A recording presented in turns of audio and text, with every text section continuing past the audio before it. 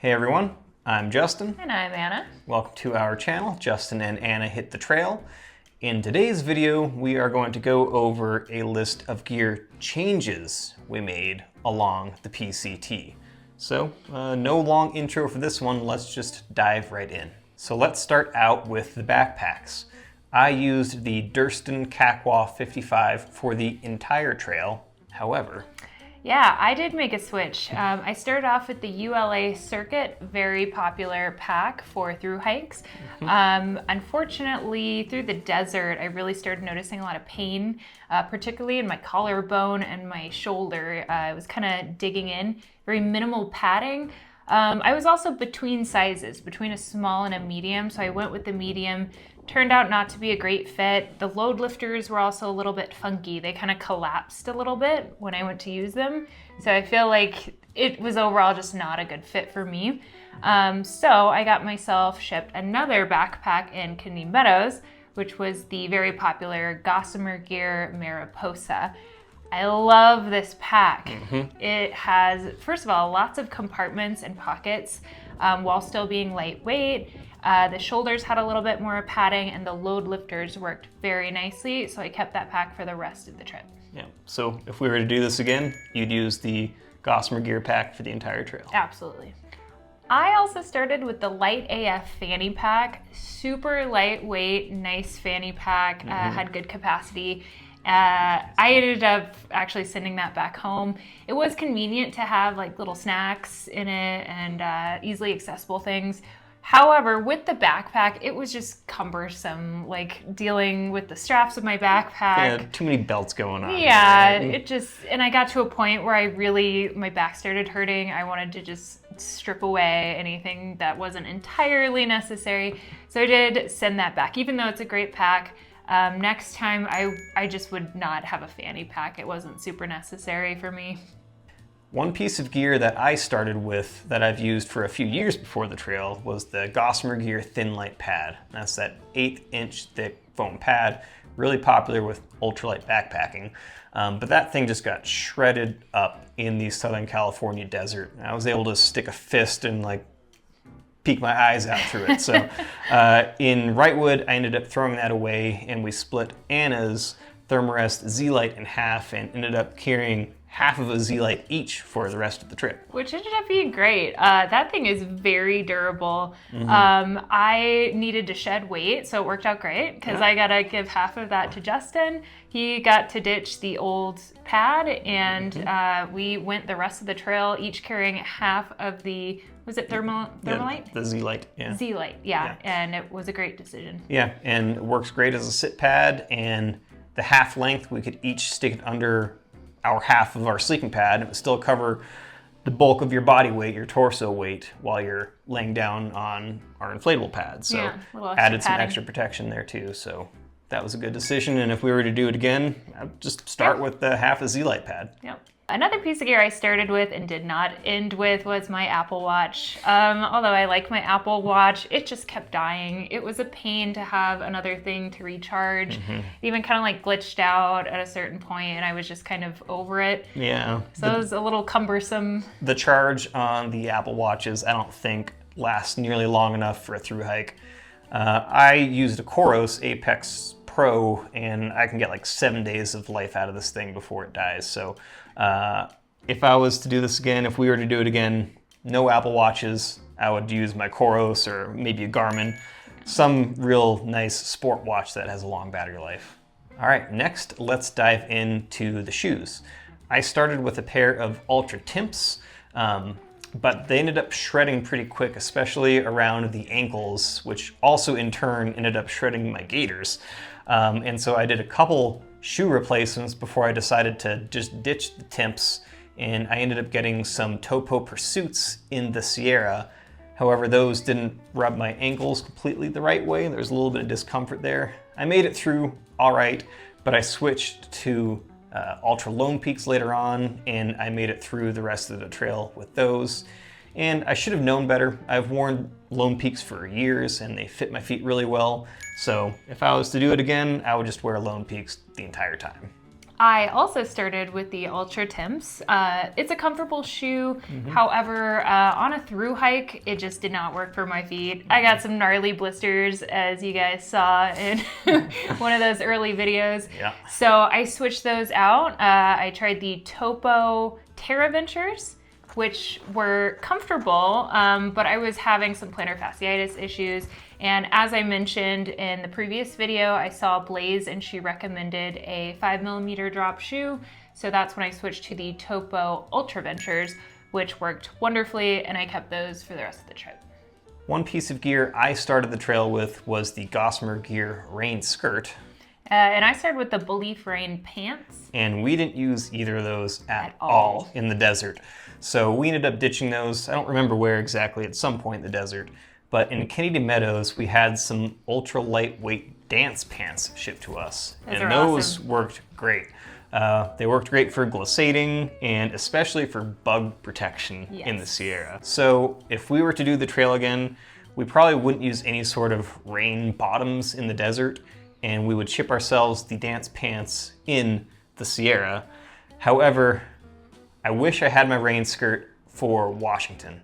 When the bugs were gone and I just wanted some rain protection but not another layer to trap in heat, I wish I had the rain skirt again. So if I was to do it again myself, I'd have nothing for the desert, dance pants for the Sierra and Oregon if you're expecting bugs, and then rain skirt for Washington. And real quick, if you're not familiar about dance pants, we found them on Amazon for like maybe $30 a piece, and they're like 3 ounces.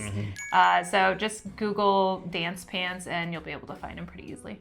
All right, so for sun hoodies, I started off with the -33 merino hoodie. That's a merino wool lightweight hoodie. It was very comfortable. It had the quarter zip for ventilation and a nice hood on it. But it did start to shear out in the shoulder by the time we got to Kennedy Meadow. At that point, I got the Alpenglow by Black Diamond shipped to me. That was the pro version, so it had the quarter zip again.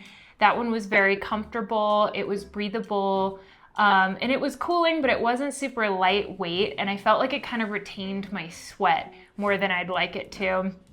So even though it's a great hoodie, I did end up switching out for the Outdoor Research Echo, which is the lightest hoodie you can find on the market. I mean, it feels like a feather on your skin, very comfortable. My only qualm with that one is it didn't have the quarter zip, and the hoodie's a little bit small on that one. So just something to consider if you wear your hoodie a lot. But otherwise, I found it very comfortable and did not hang on to sweat at all. So next time, I think I would just start with the Echo by Outdoor Research.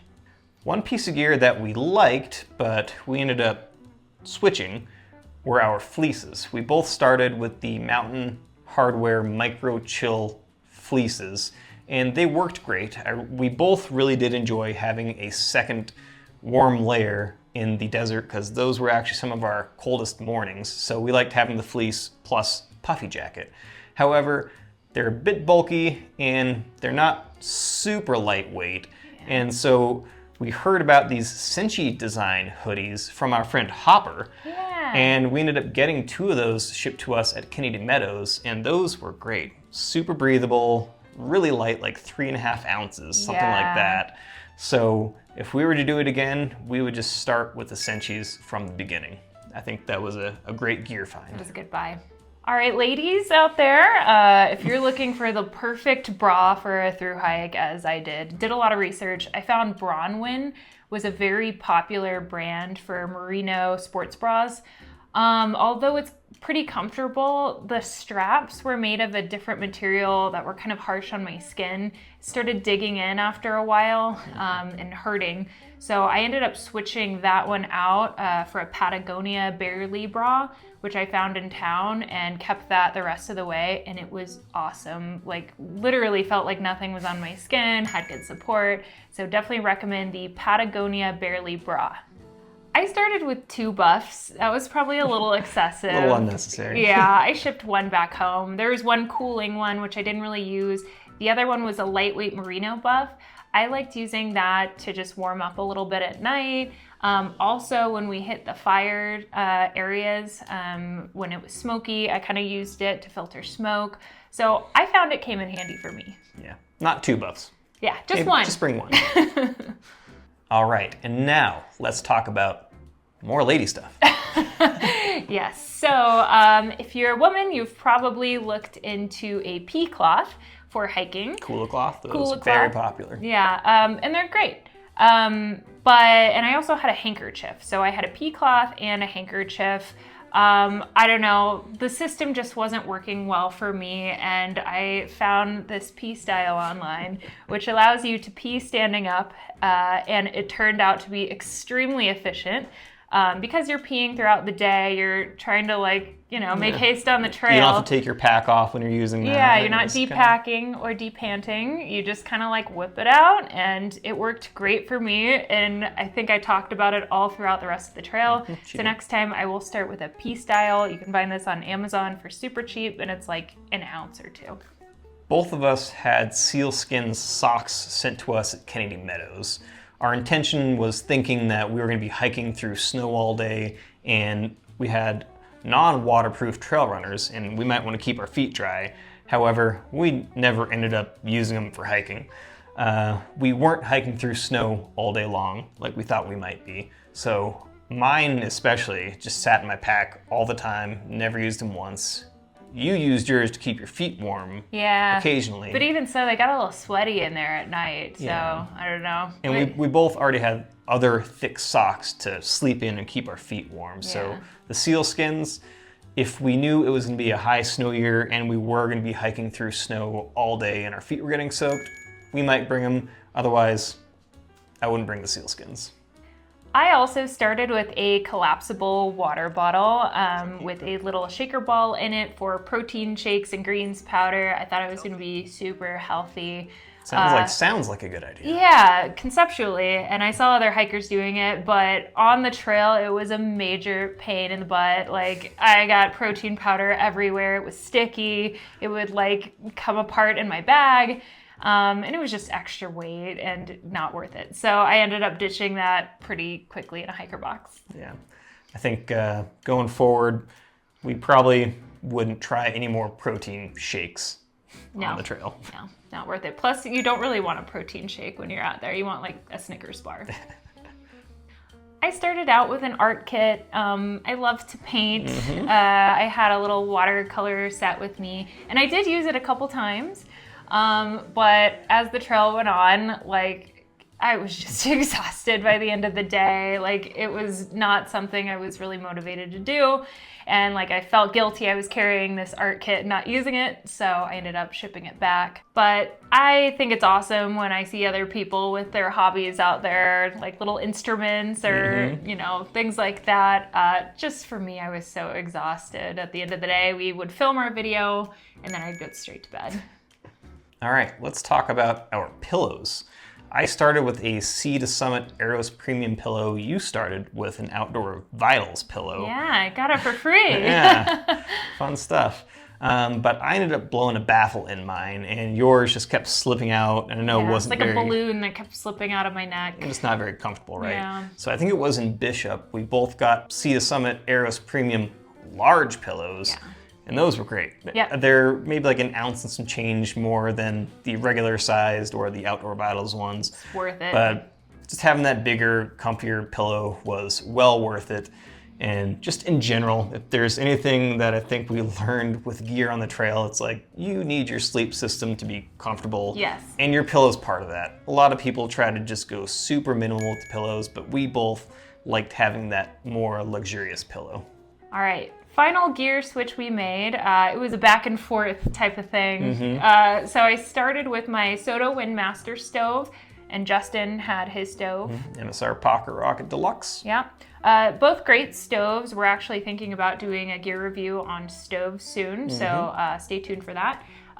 But it was extra weight, and there was a point in the trail where my back was killing me, and I made a mass gear decision to send a bunch of stuff back, and that was one of them. And I decided I was going to be a cold soaker, and I had big ambitions for that. No stove, no fuel, save some weight.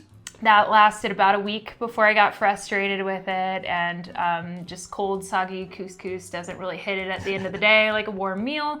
So I was stealing Justin's stove, and so we had to kind of wait for each other to cook our dinner before we could start. Would not recommend that. Yeah, when you're hangry at the end of the day, you don't want to wait around for your partner to cook their meal before you can eat. After you've just hiked 20 miles in the Sierra, you don't want to wait for your food. You want it ASAP. So ended up getting that sent back to me, which was a great decision. Yeah. So not a gear switch or ditch necessarily, but a regret that you made shipping the stove back. So if you're a couple that is hiking the PCT, just both bring your own stoves for the whole thing. Okay, that about does it.